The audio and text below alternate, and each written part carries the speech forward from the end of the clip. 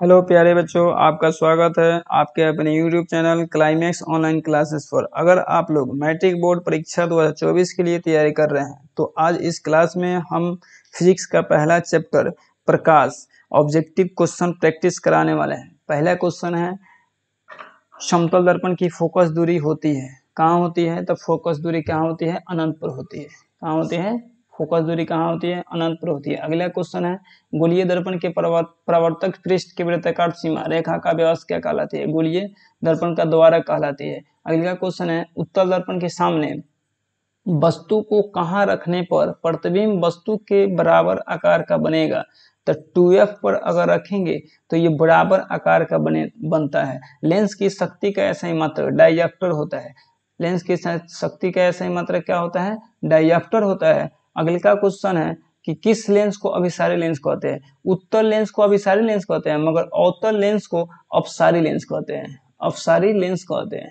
अपसारी लेंस कहते हैं। उत्तल को कहते हैं अभिसारी, अवतल को कहते हैं अपसारी लेंस कहते हैं। अगला क्वेश्चन है, उत्तल दर्पण का उपयोग साइड मिरर के रूप में किया जाता है और स्ट्रीट लाइट के रूप में किया जाता है। स्ट्रीट लाइट के रूप में किया जाता है।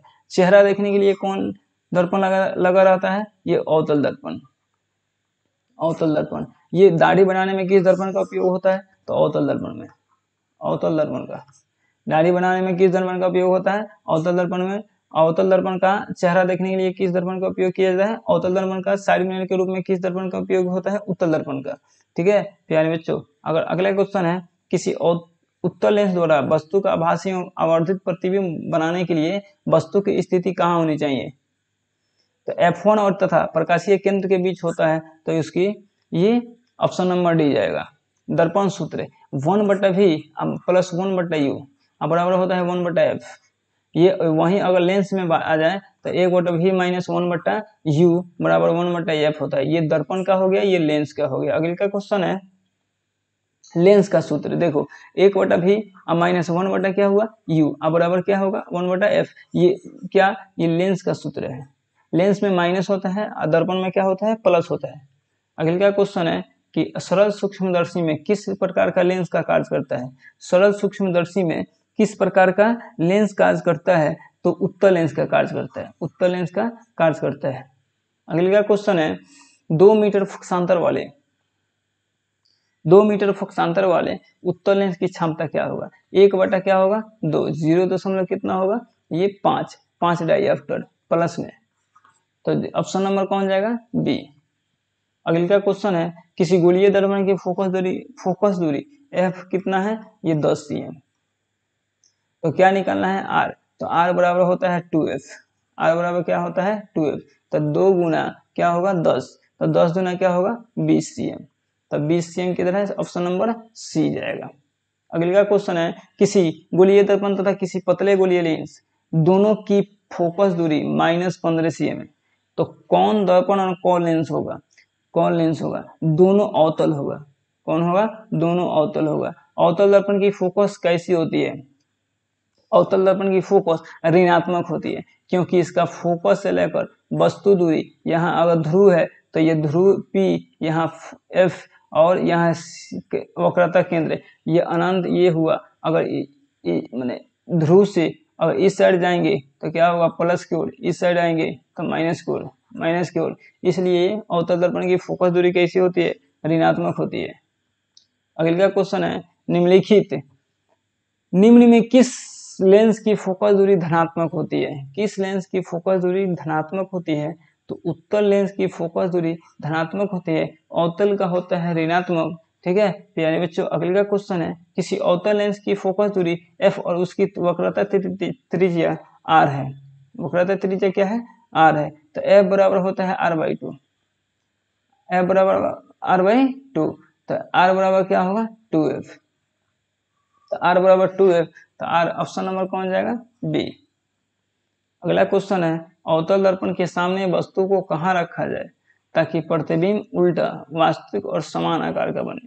अवतल दर्पण के बारे में पूछा है, तो वक्रता केंद्र पर अगर रखा जाएगा तभी जाकर समान आकार का बनेगा। अगर फोकस पर रखाएगा तो अनंत पर बनता है, अगर अनंत पर रखाएगा तो फोकस पर बनता है। इसलिए वक्रता केंद्र पर रखेंगे तो समान आकार का, वास्तविक, उल्टा और समान आकार का बनेगा।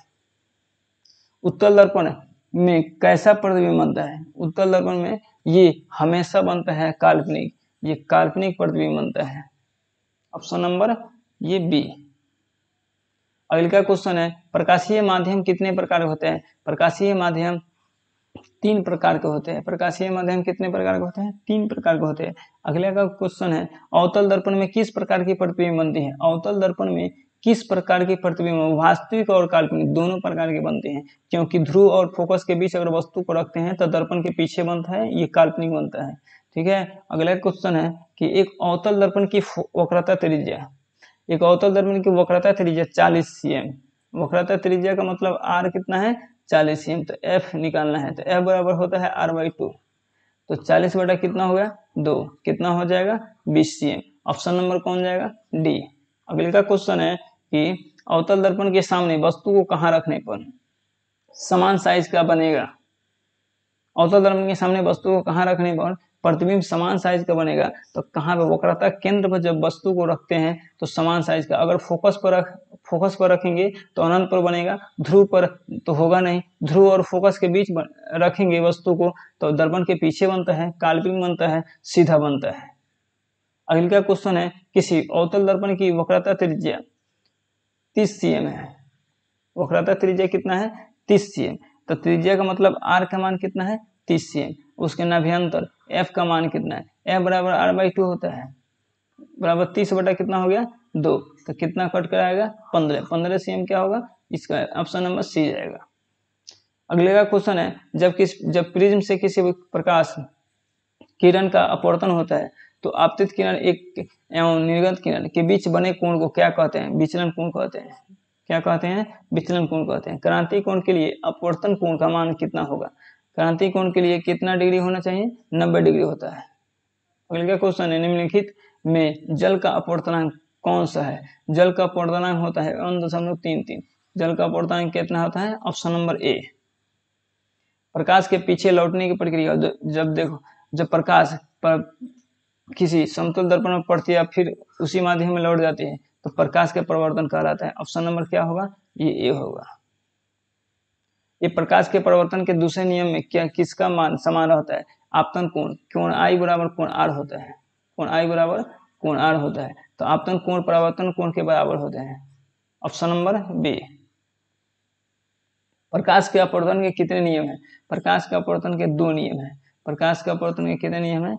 2 नियम हैं। अगले का क्वेश्चन है, दाढ़ी बढ़ाने में कौन सा दर्पण का, दाढ़ी बढ़ाने में अवतल दर्पण का उपयोग होता है, मगर उत्तल दर्पण का साइड मिरर के रूप में और स्ट्रीट लाइट में इसका उपयोग किया जाता है। किसका? उत्तल दर्पण का। ठीक है प्यारे बच्चों, अगर अच्छा लगे वीडियो तो लाइक और सब्सक्राइब और शेयर जरूर करें।